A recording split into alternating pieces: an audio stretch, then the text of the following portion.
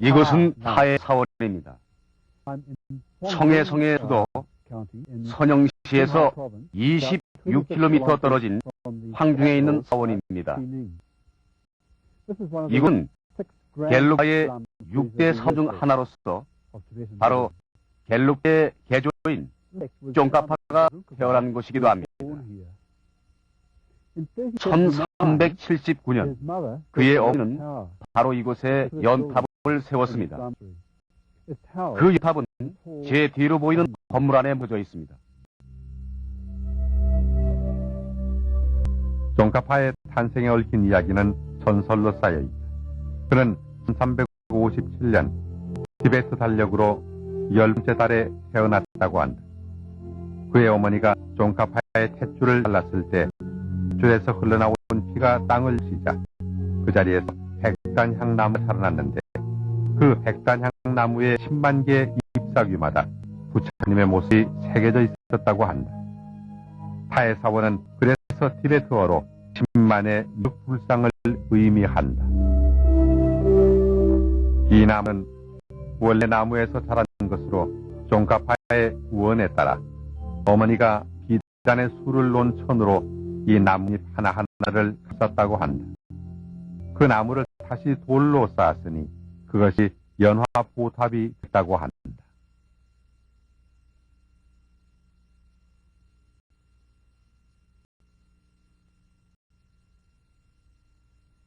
이 탑은 11m 높이로 중앙엔 백단향나무가 있다.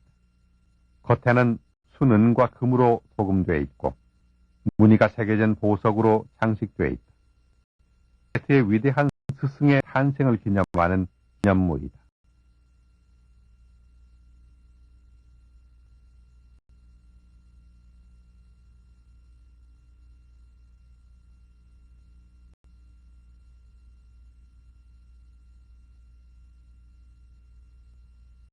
청해현 화롱지방의 시용 사원에도 한 그루의 백단향나무가 있다.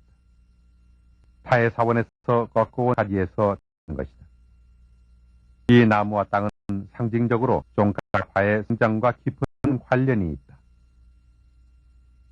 쫑카파의 원래 이름은 루오상바로 그가 태어난 곳의 지명이 티베트어로 쫑카라고 했다.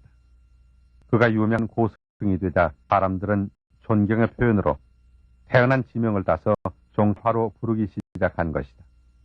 당시 원원조의 지방 관료였던 그의 아버지는 3세 어린 쫑카파를 데리고 시아종 사원으로 가 롤페 노르제부터 우바스의 기회를 받게 했다. 그때 롤페 노르제는 원나라의 수도로 여행하는 길이었다. 이 고승을 아련하면서 쫑카파는 이때부터 불자로서의 소양을 갖추어 나가기 시작한다. 불자로서 감화받고 비업을 전수받는 것에 나이는 상관없었던 것이다. 4년 후 그의 나이 7살에 쫑카파는 시아치용 사원의 눈톱 링첸을 스승으로 모시고 출가한다. 학승으로 이름이 났던 눈톱 링첸은 당시 카담파의 승려였다. 어린 시절 쫑카파의 가장 큰 승리 바로 이 눈톱 링첸이었다. 링첸은 진지한 쫑카파를 만나 훌륭한 승려로 가르쳤고 쫑카파는 혼신의 힘을 다해 수도 생활에 전념한다. 시아치용 사원은 쫑카파에게는 바로 깨달음의 보리수였고 마침내 이곳에서 불교를 전파하고 영생을 기도하는 데 일생을 바치겠다는 서원을 하게 된다. 9년 동안의 수도 생활은 아주 힘든 것이었다. 쫑카파는 이곳에서 불경을 공부하고 불법을 체득하여 마침내는 밀교의 경전들과 밀교의 의식까지도 통달하게 된다. 링첸은 더 깊이 있는 공부를 위해 16세 쫑카파를 멀리 티베트의 명찰로 유학 보내기로 결심한다. 당시 청해에서 티베트까지는 걸어서 수백 마일을 가야만 했다. 하지만 쫑카파는 스승의 가르침을 받들어 그 멀고도 험한 여행길에 올라 새로운 깨달음의 경지로 나아가게 된다.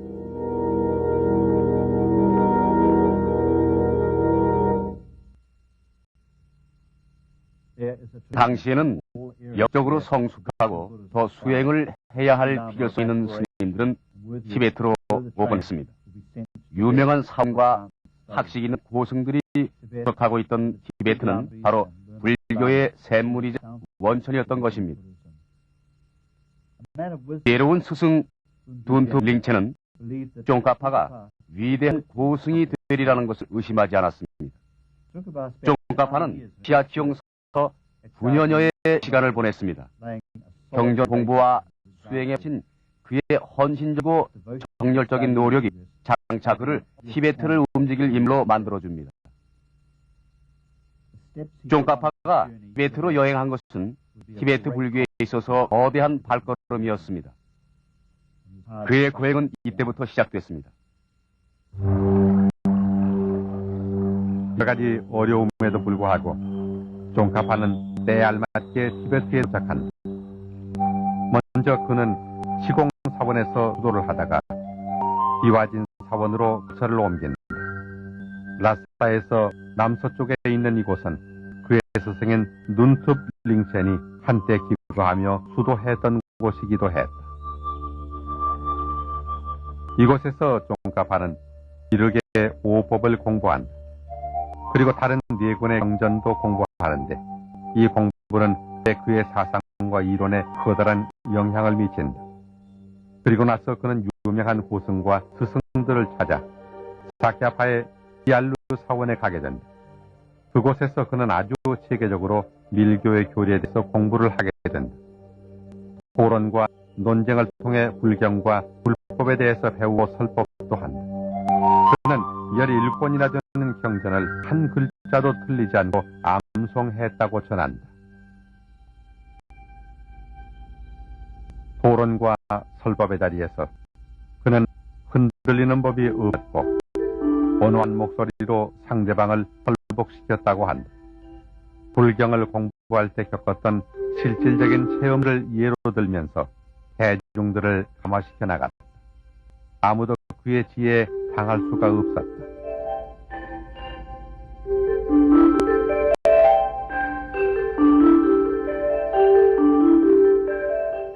14세기 말 티베트 불교 종파 간에는 커다란 갈등으로 몸살을 앓는다. 한마디로 갈등과 반목으로 울룩지던 시기였다. 어떤 승려들은 음주와 쾌락을 즐기고 결혼해서 처자를 거느리면서 방탕한 생활로 수도 생활을 그르치기도 했다. 불교는 더 이상 중생들의 안식처가 되지 못했다. 불교의 위상은 땅에 떨어질 대로 떨어진 것이다. 이를 보면서 쫑카파는 분개했고 종교개혁의 필요성을 실감했다. 쫑카파가 티베트로 올 당시 티베트 불교에 새로이 생명력을 불어넣겠다는 생각은 없지만 공부를 마칠 즈음에 티베트 불교의 시련이 닥쳐왔고 이 시련을 이겨내는 건 불교가 스스로 개혁하는 일일 뿐이었다. 그는 책을 쓰고 이론을 발전시키면서 종교개혁을 밀고 나갔다. 그는 1401년 고리도 차제론을 써서 깨달음으로 가는 과정에 대해서 아주 상세하게 설명했다. 이러한 그의 노력은 깊은 학식과 생생한 수도 생활의 체험으로부터 우러나오는 것이었다. 그의 이론이 퍼지자 남아승들 불자들도 개혁을 지지하고 마음을 추스리기 시작한다.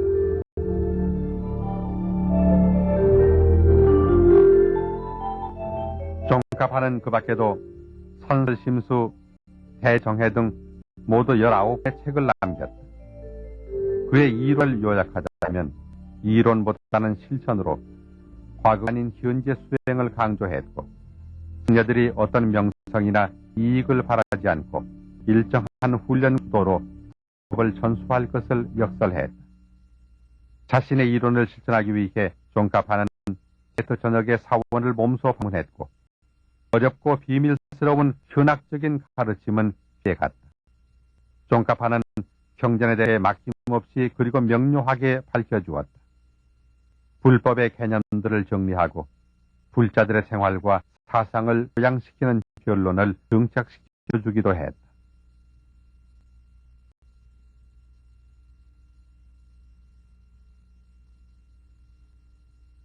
당시 대부분의 티베트 라마스들은 검붉은 모자를 썼는데 종카파는 노란 모자를 쓰기 시작한다.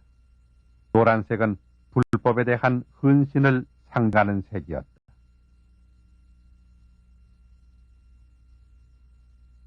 모두가 불법을 잘 이해할 수 있도록 종카파는 시도 전수의 길을 늦추지 않았다. 이런 노력 중에서 물란챔모라는 대기원법회가 1409년 조캉사에서 성대하게 열린다. 여기서 종카파는 부처님의 일생을 다룬 경전에 대해 설법을 시작했다. 그러자 모든 라마승들이 법문을 외우고 염송하기 시작한다. 이 법회는 무려 4일이나 계속됐다. 종카파는 매일 불자들에게 석가모니 부처님의 생애에 대해 강론을 폈다. 강줄기들이 모여서 바다를 이루듯 이날 법회는 서로 다른 종파들이 모여 부처님을 한 마음으로 긴 엄숙하고도 성대한 법회였다. 종카파는 이때부터 부자들의 지도자로 추앙받는다. 이때부터 시작된 물란챔모는 아직까지도 매년 티베트 불교의 최대 행사로 열린다.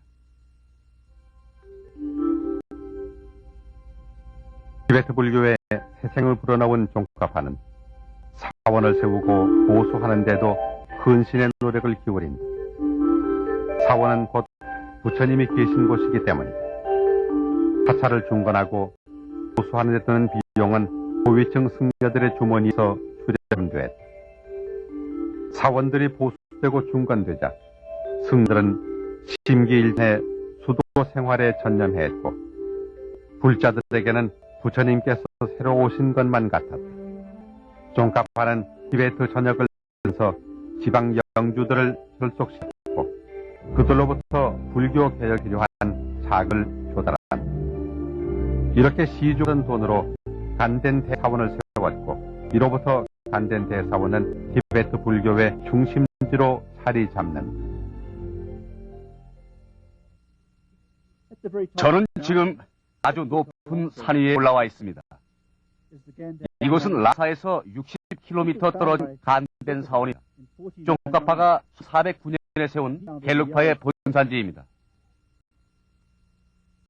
간덴 사원은 라사에서 동쪽으로 위치하는데 종카파는 이곳에서 초대 원장을 된다. 그는 간덴 사원을 명시공이 최대 불교 사원으로 만든다. 이곳에서 종카파는 종교 개혁을 위한 여러 책과 강령을 발표했고 그를 개조로 한 겔룩파가 탄생하기에 이른다.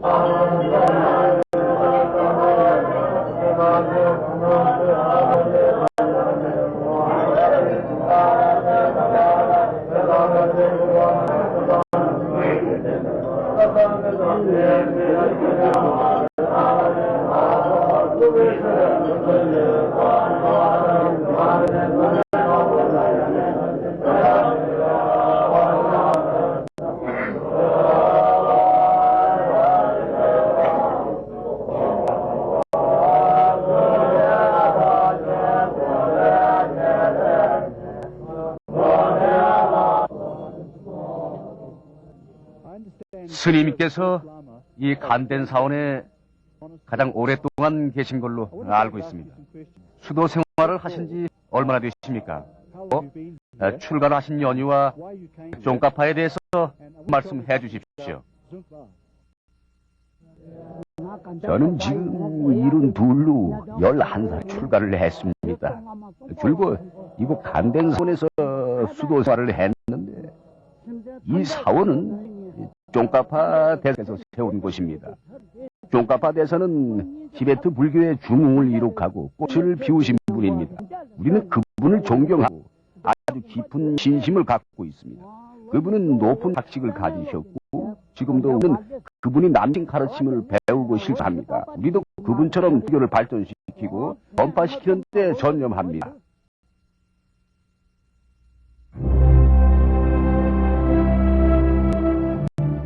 종가파가 불교의 개혁에 헌신하는 동안 그는 한 번도 자기 자신의 수도 생활을 게을리한 적이 없었다. 이곳은 간덴사원에서 멀지 않은 곳에 있는 동굴로 종가파는 자주 이곳에 들렀다고 한다. 그는 매년 속세를 등지고 높은 산에서 보행을 행함으로 수행력을 쌓아갔다. 이 조상은 종가파 자신이 그린 것으로 등을 벽에 대고 한 손은 어깨에 올려놓고 있다. 이 동굴에서 종가파는 명상과 수행으로 시간을 보냈고 여러 가지 좌법을 고안해 검소 실천했다.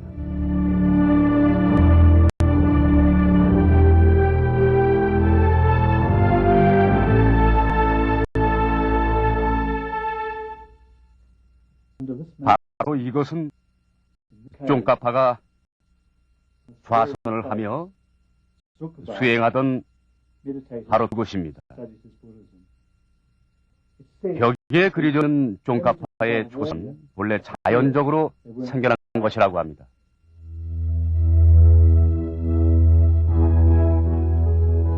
그 자연적 무늬 위에 여러 불자들이 태색을 한 것이다. 종가파는 현교와 밀교의 두루 정통한 위대한 스승이었다. 그는 밀교의 가르침과 의식에도 아주 능통했었다.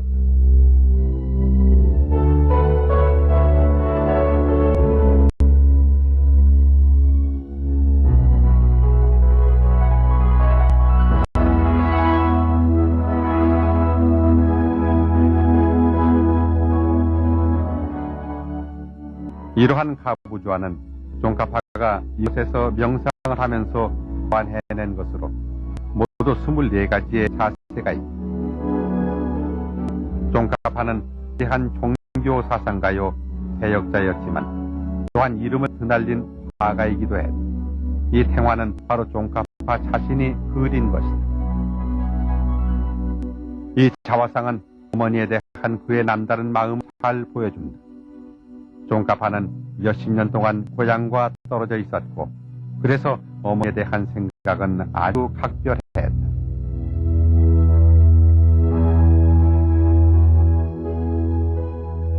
어머니는 아주 종가파를 그리워한 나머지 머리가 하얗게 세어버리라고 한다. 종가파의 모친은 그 머리카락을 잘라 종가파에게 보낸다. 어머니의 머리카락을 들고 감회에 젖은 종가파는 코피로 이 자화상을 그렸다고 한다. 조상화 주위로는 광석안료로 자신 수도하는 모습을 그렸다. 종파는 동료 스님에게 이를 어머니께 가져다가 묘해 드릴 것을 청했다고 한다. 피로 그린 이 조상화는 모자간의 극단 자애와 사랑을 600년이라는 긴 세월을 넘어 그대로 전해준다. 이 조상화 앞에서는 누구도 눈물을 감출 수가 없다. 이 탱화는 하리카 사원에 보관돼 있다.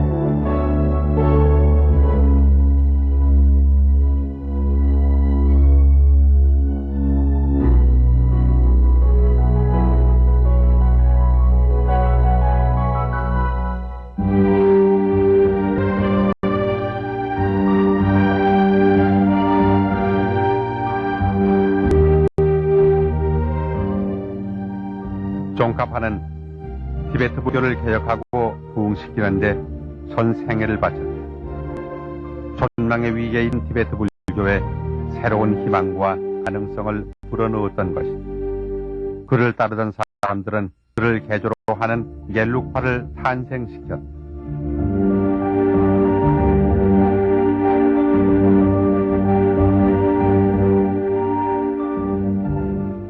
종가파의 주조 개혁으로 티베트 불교는 새로운 생명을 얻었고 오늘날까지 티베트 불자들에게 살아남게 됐다.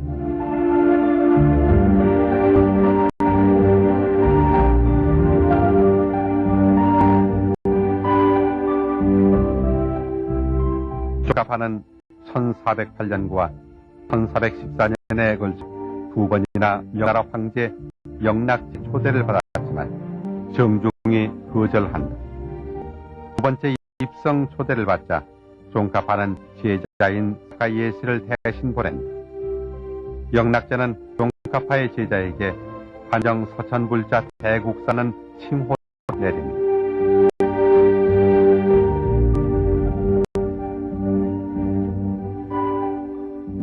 종가파는 63세의 나이에 자신의 소임이 다함을 알고 곧 입적하리라는 예언을 한다. 1419년 티베트 달력으로 10번째 달 25일에 그는 이 단위에서 여러 불자들의 탄식과 연불 속에 조용히 입적했다.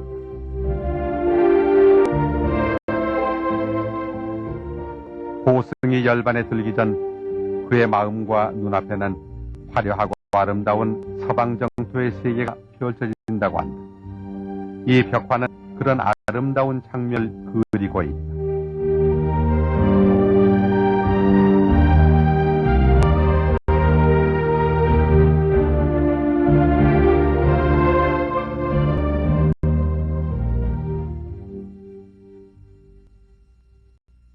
종가파가 입적하자 여러 아마승들과 불자들은 비탄에 잠겼다. 그들은 종가파를 추모하기 위해서 간덴 사원에 그를 기리는 사리탑을 세운다. 그의 사리는 이곳에 안치되었고 매년 그의 열반을 위한 법회가 거행되고 있다.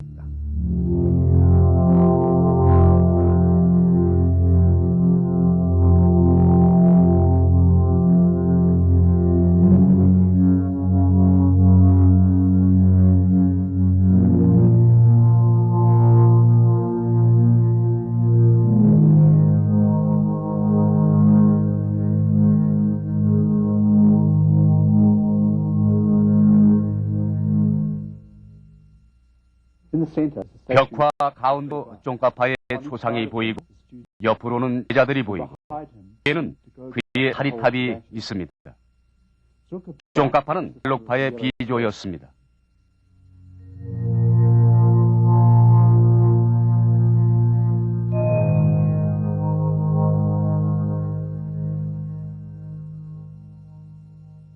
매년 티베트력으로 10번째 달 25일 저녁이면 모든 남아 사원의 위대한 스승을 기리기 위한 등이 밝혀진다. 이것을 연등제라고 한다. 이 등불이 매년 어김없이 다시 타오르듯이 티베트 불교의 한 줄기 등불로 어두운 길을 밝힌 종가파는 티베트 불자들의 영원한 스승으로 남을 것이다.